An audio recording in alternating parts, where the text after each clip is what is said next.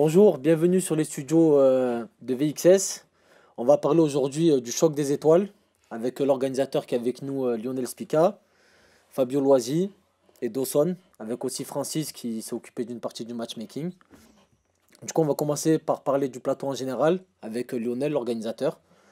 Lionel, est-ce que, avec toutes les éditions que tu as fait avant, on peut dire que c'est la plus belle carte que tu as réalisée jusqu'à présent? Ben, pour l'instant, oui, c'est l'impression que ça me donne. On a réussi à faire un beau plateau. C'est vrai que je me suis préparé depuis septembre. Donc, on va dire que septembre, le trois quarts du plateau était bouclé. Donc, on a fait en sorte de faire une belle fight card. Et je pense que le public va se régaler le 13 mai. Je pense que je suis d'accord avec toi, je pense que c'est réussi. Tu as mis l'accent beaucoup sur des petites catégories de poids, notamment pour les titres. Est-ce que c'était volontaire ou ça s'est fait tout seul en fonction des boxeurs que tu avais envie de voir? Je te cache pas que il me vient l'envie de faire des combats un peu plus lourds, en poids lourd. Mais le problème qu'il y a, c'est que les poids lourds, quand il y a des forfaits, et on sait très bien qu'on est souvent amené à avoir des forfaits, on a vraiment du mal à remplacer les combattants. Donc c'est vrai que là, je me suis axé sur les combats à petite catégorie. Donc il va y avoir beaucoup de débit sur le ring. Mais c'est des combats déjà de qualité. Et en plus, quand il y a des forfaits, on peut toujours remplacer avec des boxeurs encore de qualité et à proximité, quoi. Du coup, comme tu as dit, c'est un des plus beaux plateaux. Est-ce que ça a été le plus difficile à booker, à conclure, ou ça s'est fait naturellement et pour l'instant, il n'y a pas trop eu de soucis? Non, pour l'instant, il y a pas de souci. C'est vrai que là, je travaille avec vraiment des professionnels, aussi bien sur le ring qu'en dehors. Donc, pour l'instant, je croise les doigts, il y a tout qui roule bien, quoi. Et est-ce qu'on peut dire que du coup, maintenant, avec une carte comme ça, qui est de top niveau, on va dire, on peut dire que le Choc des Étoiles fait partie des organisations majeures dans le sud de la France et dans la France en général. Ben oui, je pense que ça y est, maintenant, on occupe une place. On va dire que je reçois beaucoup de messages de Parisiens, des messages des gars de Lyon, de Strasbourg. Je reçois des messages, donc ça montre vraiment que maintenant, c'est vraiment les passionnés de la boxe qui sont attirés par notre gala, oui. Après, en tant que boxeur aussi à côté, on entend beaucoup parler de cette carte par rapport à tous les combats qu'il y a. Et on a avec nous ici deux boxeurs justement qui sont sur le plateau. Donc Fabio, comment tu vas? Bah, ça va, super, merci. Comment se passe la préparation pour ce La combat? préparation, elle se passe super. Là, on a un combat dans pas très longtemps donc, de préparation pour le 13 mai. Et puis, bah, ça se passe super bien, toujours à fond. On est bien, on est dans la lancée, donc plus qu'à continuer. Et qu'est-ce que tu connais de ton adversaire? Parce que tu boxes un étranger. Ouais. Et qu'est-ce que tu connais de ton adversaire et quelles sont tes qualités qui vont te permettre de faire la différence, tu penses, pendant ce combat? Ben, là, pour le moment, j'en connais pas encore des masses. On n'a pas encore bien étudié le combattant. Je sais que c'est un Italien.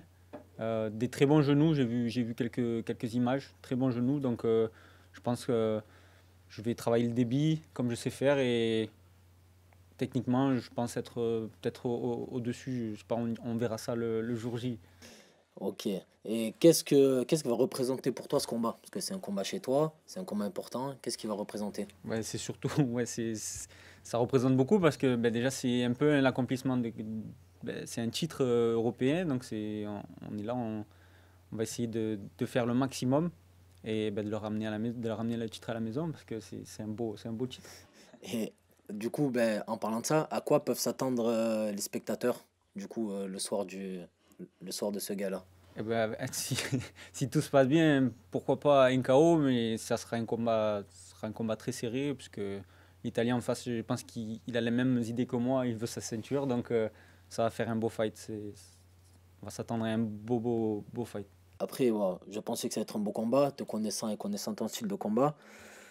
Tu combats chez toi, est-ce que ce serait une pression positive ou une pression négative? Non, pour moi, c'est positif, parce on a la famille, les amis derrière, donc on peut, ça, on peut souvent dire ouais, que c'est quelque chose qui nous retient et tout ça, mais non, ça me donne de la force. J'ai fait toutes les éditions du Choc des Étoiles. Et là, ben, avec une ceinture européenne, ça me permet d'être bien à l'aise avec tout le monde derrière qui m'encourage. Ok, j'ai une dernière question. Est-ce que tu aurais un message pour ton adversaire? Ben, que le meilleur gagne, hein. Ouais, merci Fabio. Maintenant, Dawson, j'espère que tu vas bien. Ouais, ouais, ça va très bien. Du coup, ben, la même question, comment ça se passe ta préparation pour Ah, ce combat? la préparation, elle se passe très bien. Avec Lionel, il laisse rien au hasard et il fait au mieux pour qu'on soit dans les meilleures conditions. Et ben, du coup, la même question aussi, on sait que tu es un gros frappeur. Est-ce que tu penses que c'est une des qualités qui va faire la différence pour ramener la victoire ce soir-là? Ça peut être une des qualités, mais on compte pas que sur ça. On compte avec surtout l'intelligence du combat et il y a la force, mais il y a plein d'autres trucs qui rentrent en jeu, comme la précision, l'intelligence Ouais, non. et tout ça. Du coup, toi aussi, tu combats à domicile. Toi aussi, c'est chez toi. Est-ce que ça va te donner une pression positive dans le bon sens du terme ou ça va te bloquer avec le stress? Non, il n'y a pas de stress. Tant que je suis sur un ring, je suis à la maison. Donc que je sois chez moi ou ailleurs, c'est la même chose. Et qu'est-ce que tu penses de ton adversaire pour ce combat? Qu'est-ce que tu connais de lui et tu penses de lui? C'est un adversaire très expérimenté. Il a beaucoup de combats. Il a boxé des champions comme Hakim Ketaïeb. Donc c'est à moi de faire mes preuves et c'est un honneur de le boxer et je vais tout faire pour le gagner. Et j'ai une question. C'est un combat qui va être décision ou tu vas le finir avant? On verra bien. J'espère avant. Mais bon, déjà gagner et ramener la victoire, c'est déjà bien. Bon, et du coup, est-ce que tu as un message pour ton adversaire? Ah, J'espère qu'il est prêt parce que je l'attends avec impatience. bon, au moins c'est clair. Ça sent, ça sent vraiment la foudre. On va parler aussi d'un combattant qui est sur le plateau, Anas Amidouche, qui est le champion en titre de la Ligue des Champions, qui est managé par Francis Jiménez. Du coup, Francis, est-ce que tu peux nous dire un peu comment Anas va aborder ce combat? Anas, mais je pense très bien. Déjà, il connaît vraiment le choc des étoiles parce que c'est lui le détenant du titre aussi des chocs des étoiles. Il avait gagné un très beau tournoi avec des gens de qualité, déjà. Euh, Après, sa préparation se passe très bien parce que mais je l'ai tous les jours au téléphone. Il fait partie un peu comme ça aurait été de mon club. Et voilà, hein, après, Anas, moi pour moi, sûr et certain, il gagne. Et toi, Lionel, du coup, tu as la chance d'avoir Anas sur ton plateau. C'est le champion en titre de la Ligue des Champions. C'est quand même un boxeur très très demandé. Du Mhm. coup, qu'est-ce que toi t'attends de sa présence sur ton plateau? Ben déjà, pour commencer, Anas Amidouche, c'est pas, bon, c'est de la chance de l'avoir, mais c'est un devoir de l'avoir aussi. Parce qu'on va dire il s'est fait voir du grand public chez nous, au Choc des Étoiles. Il a attiré un peu l'attention des organisateurs. Et en plus, on va dire, c'est la coqueluche du public.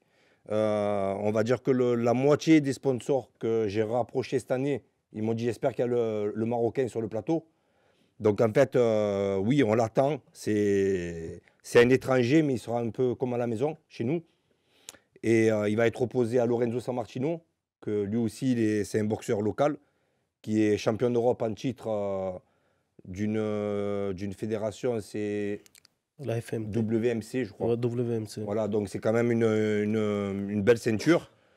C'est un boxeur qui triche pas sur le ring, qui donne tout. Et je pense que ça va vraiment faire une belle opposition. Et je pense que le public sera partagé entre ces deux combattants. En tout cas, comme tu as dit, c'est une chance et c'est aussi un devoir parce qu'il s'est fait vraiment connaître chez toi. T'as aussi, on va dire, la chance d'avoir Giovanni Gros sur le plateau, qui est multiple champion du monde et qui est plus à présenter. Donc, qu'est-ce que ça représente pour toi aussi d'avoir un boxeur comme Giovanni et d'avoir autant de boxeurs d'un tel calibre sur ton plateau en même temps?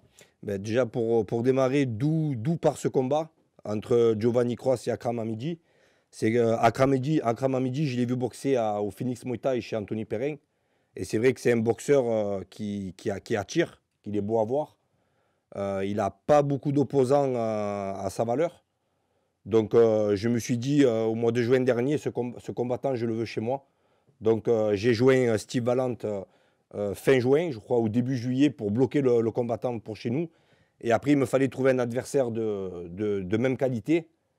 Et avec Francis, on s'est mis d'accord pour mettre en place Giovanni Cross, qu'on ne présente plus, hein, qui a énormément de ceintures. Il a fait un peu le ménage de partout.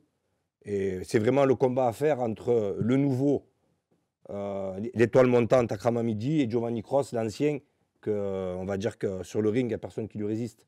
Donc oui, c'est vraiment un combat qu'on a envie de voir et que tous les passionnés de boxe ont envie de voir. Ben, du coup, moi, c'est un combat qui me tient à cœur parce que c'est quelqu'un que je connais personnellement, donc je pense que ça va être un des plus beaux combats de la soirée.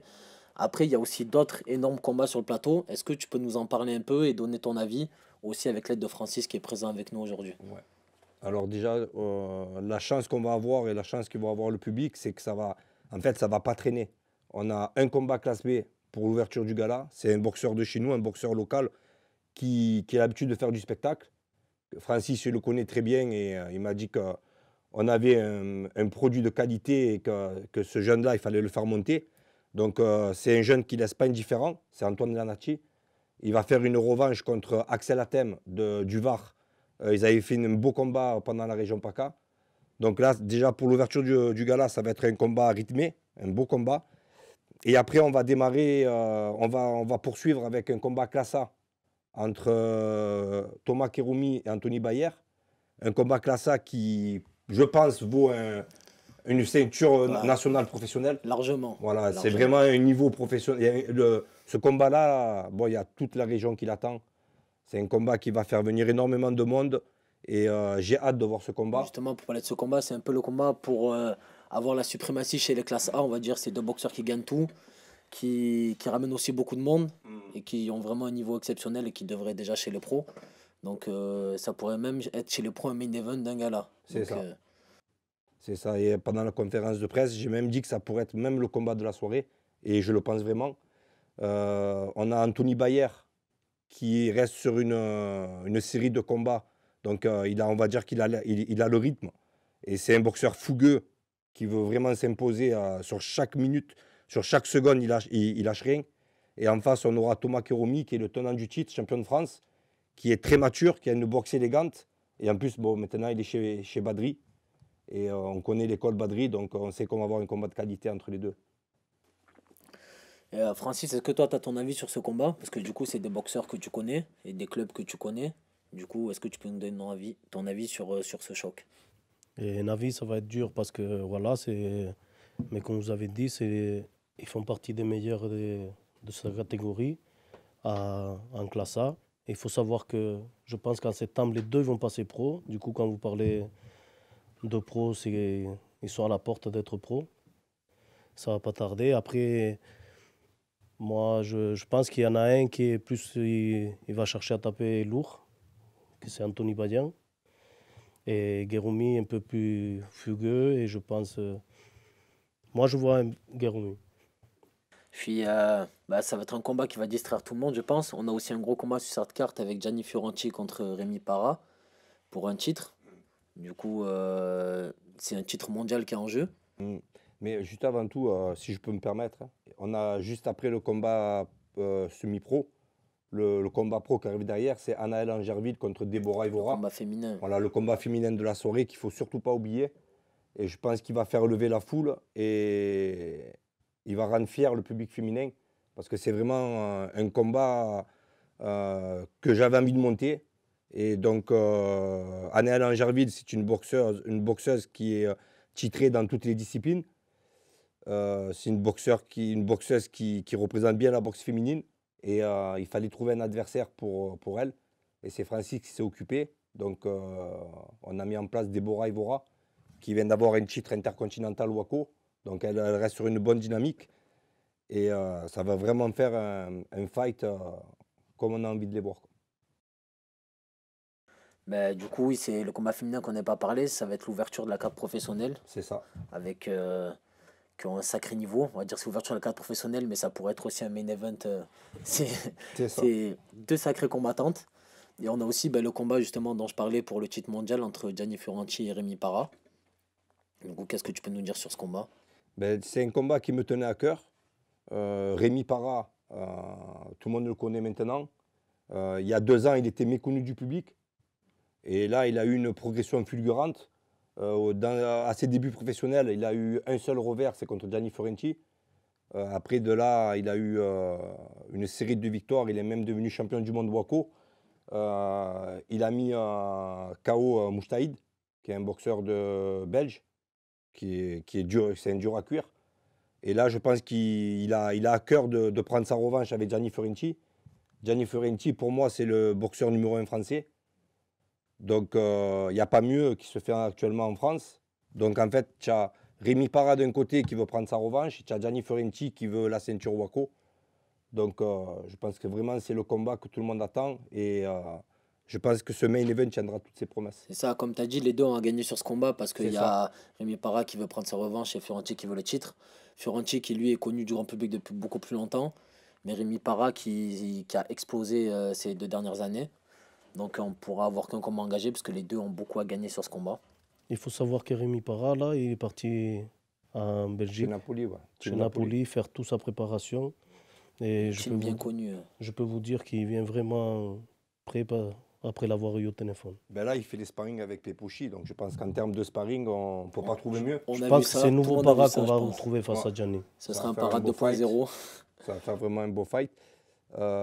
Après, au niveau des ceintures de l'événement, on a aussi un combat local entre Luc Géniès et François Thiel. Donc lui aussi, je pense qu'il réserve de belles surprises. Donc je pense qu'on va avoir un François Thiel qui va... En fait, là, je pense que la marche arrière va être cassée. Donc c'est un boxeur qui va faire de l'avant. Et Luc Géniès, je pense que la moindre ouverture, il va vouloir la saisir. Il va vouloir placer ou ses backfists ou ses chassés tournants qui placent très bien. Donc ça va être un combat d'intelligence. En fait, sur ce plateau-là, je pense qu'il n'y a aucun combat que j'ai envie qui saute. Voilà, j'ai vraiment envie que tous les boxeurs soient présents. Je n'ai pas envie de blesser. Tous les combats sont excitants. Et en fait, je pense vraiment que le public va se régaler. Ouais. Après, comme tu as dit avant aussi, c'est des boxeurs qui sont assez reconnus et qui ont toujours été sérieux. Donc il n'y a pas de raison pour que le plateau change maintenant, à part blessure. Bien sûr, c'est la boxe, on sait comment ça se passe. On pourrait parler de ce plateau pendant des heures, mais forcément, il va devoir avoir une fin. Donc est-ce que tu as un mot à dire pour boucler La boucle. voilà, pour boucler la boucle, comme tu dis? Eh ben, venez voir ce gars-là. Moi, en tant qu'organisateur, j'aime bien me mettre dans la peau du spectateur. Et vraiment, c'est un gars-là qui me donne vraiment envie de vivre. Et je t'avoue que ce soir-là, au premier coup de gong, je vais m'asseoir et je deviendrai spectateur. Je ne veux pas laisser une miette, je veux tout voir. Et vraiment, tous les combats qu'ils vont avoir, ça va être vraiment excitant. Et en fait, on ne peut pas donner de pronostic, on ne peut pas savoir qui c'est qui va gagner avant. Ça va être vraiment des combats engagés, de qualité. Et je remercie encore Francis d'être avec moi pour monter un plateau, parce que c'est vrai qu'on ne monte pas un plateau tout seul. Donc on a besoin d'un coup de main. Et c'est vrai que Francis, il nous donne un grand soutien. Et on est fiers d'avoir fait ce plateau et je croise les doigts pour qu'il tienne.